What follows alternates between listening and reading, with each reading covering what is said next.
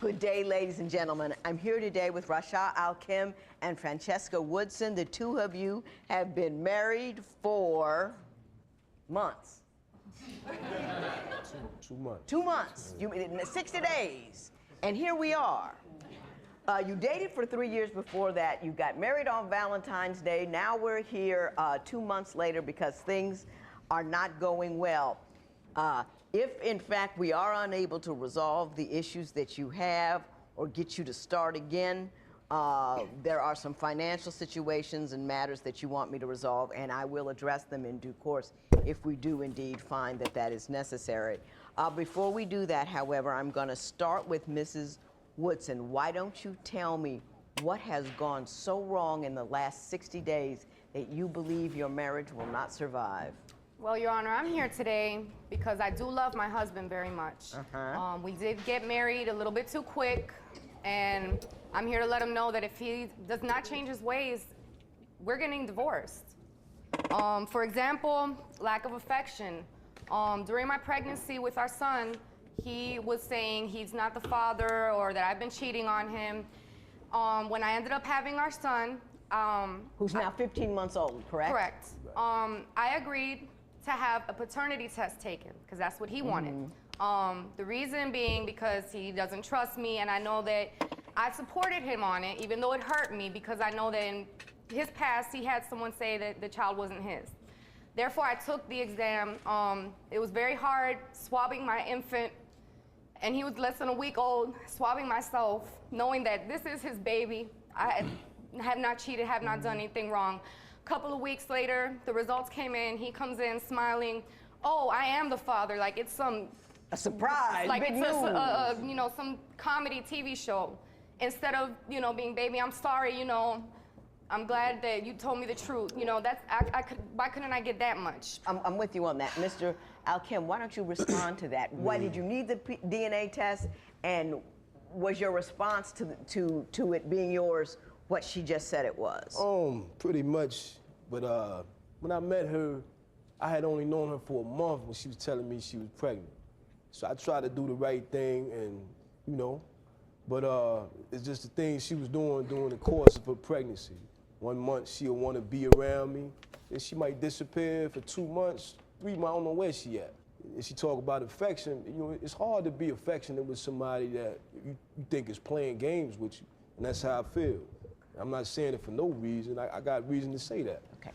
We can get into all of that, but you sleeping with that woman after 1 month with no protection at the age that you are is unacceptable. That's unacceptable, bro. You know that can result in y'all being together forever. That can result in y'all being together forever. You know this. You already know that. So I put 94% of the blame on you. I put it on you, bro. She ain't gonna say, oh, no, don't put it on. She ain't gonna make you not put it on. She ain't gonna tell you. Come on, man. Come on, man. We gotta be real about it.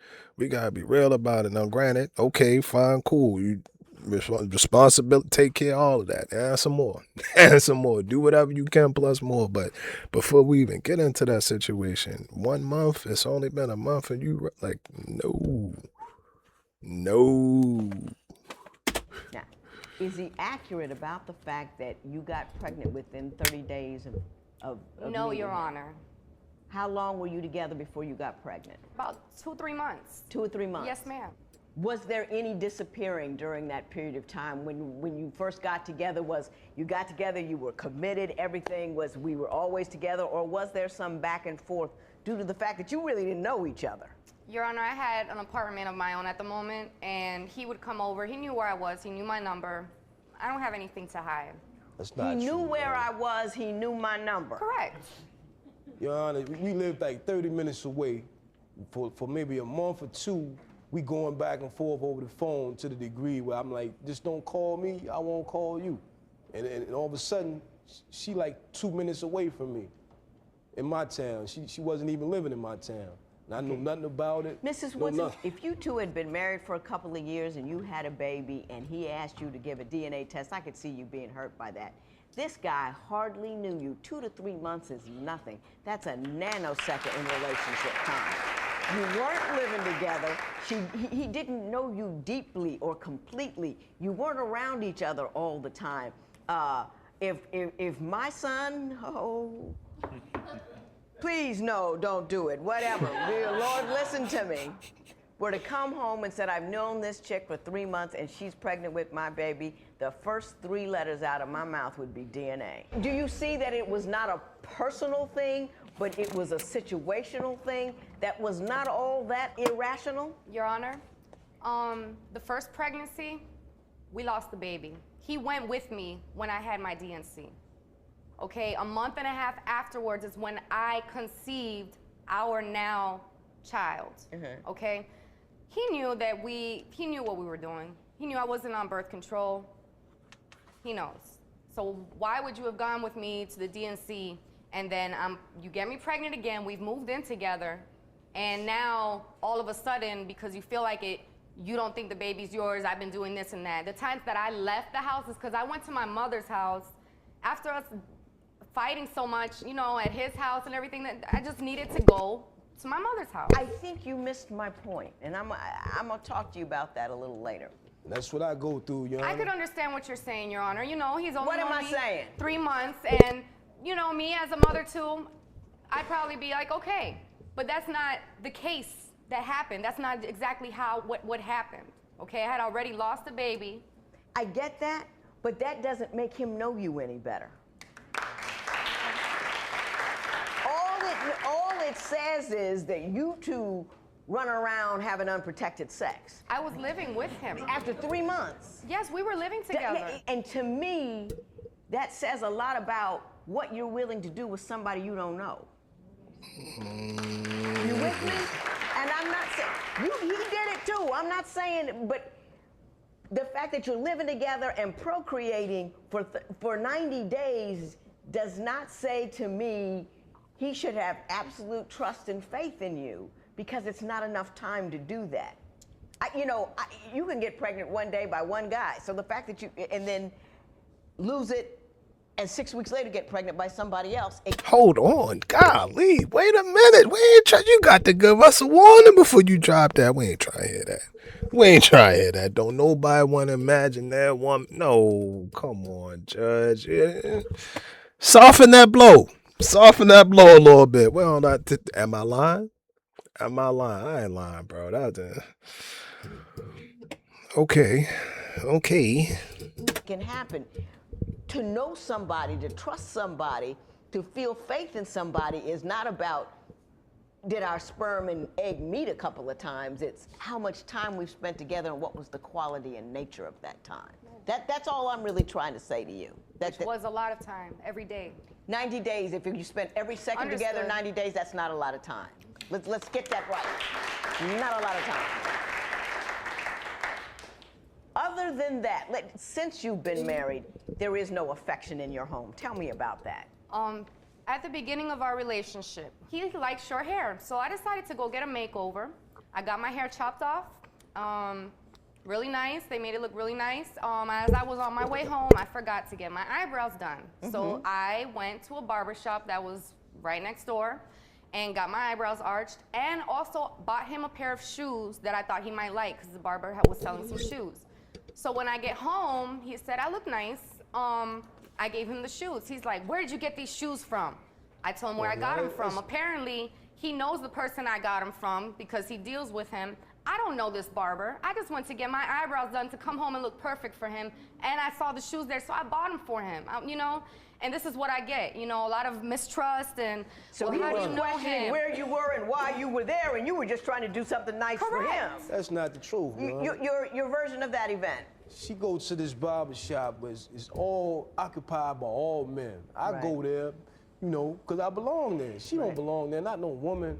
A woman ain't gonna go to no barbershop to get her eyebrows arched. That's cap, dog. That's cap. I done it a plenty of times. Listen to me. It's called, you can get them arched, you can get them threaded, you can use the straight razor.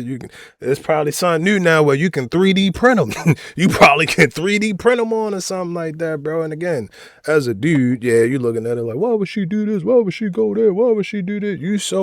We get up in our head. Now you got a whole fresh pair. I love Adidas shell heads, so I'm gonna say Adidas shell heads. You got a fresh pair, all white Adidas shell heads right there. Right there, you be complaining every time you go out. You get yourself 2 pair of jeans and 2 shirts and 3 North Face jackets and 6 polo hats, and you don't never get me nothing. The day she come back with the Adidas show heads, but it's like it always happen like that. Let me know if I'm lying. Tell me if I'm lying. It's like, bro, we get so used to not getting nothing or not receiving. It's like when you do get, it's like, all right, dude, where you get this from? Maybe it was just bad timing. It was just bad timing, but.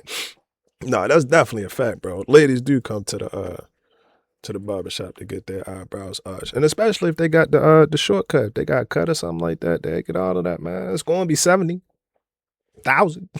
It's gonna be 70,000 for me, but yeah, nah, bro. That's not factually correct. Player. Around a bunch of men. I just figured she went in there to get to know the guy better. That's how I see it. There was no men in there. Hang on. Women will go anywhere to go find somebody to make them look better. Just put that out there.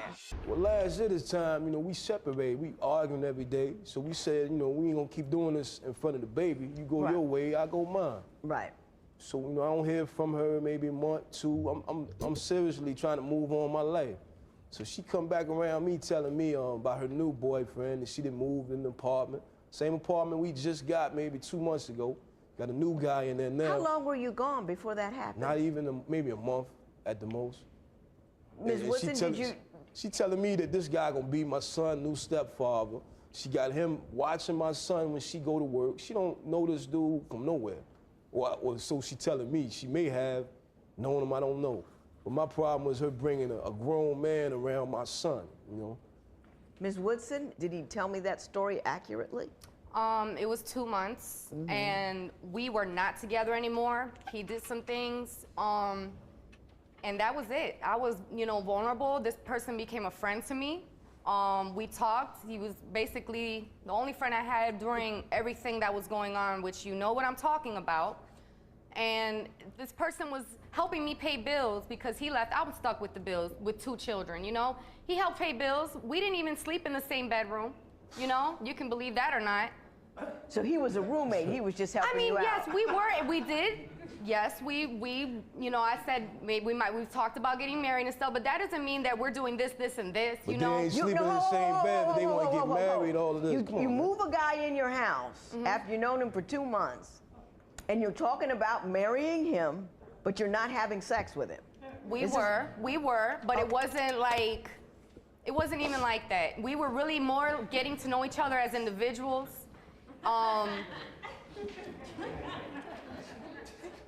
How do you have sex with somebody, but it really wasn't a sexual thing? We were getting to know each other. Okay, we did have sex a couple of times, but it wasn't something that was based on sex. Come on, man. Keep it 100. You ain't here lying like you're a 14-year-old girl. It's your body. You can do what you want to do with it. You can do what you want to do it. And from your record, thusly, we have concluded it only takes 30 to 60 days. And you gone. Bro. I'm sitting there. Man, it is what it is. We ain't mad at you. You can do whatever you want to do. But I'm like, man, that ain't cool. That ain't cool. That ain't right. You. Like the video. She looking for something. She's searching for whatever is missing, whatever she think missing, she gonna get it. But I tell you this, you be searching, you will search forever. It's like being on the beach. You can be on the beach or something, and you looking for a seashell or something. You pick up a piece of glass, cause it's shiny. You pick up a piece of glass, it cuts you. Damn it. You put it back down and you keep looking. You looking again. Oh, that's shiny. Another piece of glass. It cut you again. That's her. Keep making bad decision. And again, I put it back on you, dog. After 30 days, you shouldn't have been up in that like that. You shouldn't, because again, we know what come from that now. You don't like her having y'all, I ain't gonna say y'all child around other people. You make a better decision than that. This is all decision making. All of this is decision making, and ain't nobody taking accountability. Nobody being accountable and saying, well, damn, you know what? I was down at that time. I was lonely. I wanted somebody to lay with, whatever. Oh, you cannot get to know somebody while you sleeping with them, bro. I'm telling you, that's feelings. Now y'all got feelings and emotions and goddamn other bodily fluids involved with each other. Y'all together at that point in time. Y'all damn near together at that point in time. I tell you, bro, it's all right, somebody gonna catch feelings. Somebody's gonna catch feelings. Me personally, I ain't never been in a situation where it was like, all right, we just gonna keep doing this. And you cool? Yeah, I'm cool. You cool? Yeah, I'm cool. All right, I'll see you next Thursday. No, it ain't never. I ain't never seen it like that, bro. So again, I could be wrong. I could be wrong, but shorty, it's gonna be an uphill battle. It's gonna be an uphill battle for you. Make good decisions. He was more there for me, for myself, for who I was, not because of my body or my nationality. It wasn't anything like that. He helped me pay my bills. You know, he helped take care of my children. He didn't interfere, you know, with oh, what are you doing? Where are you going? What, you know, none of that. It wasn't anything like that. He treated me like a real woman. He made me feel like a queen. Did you ever say to Mr.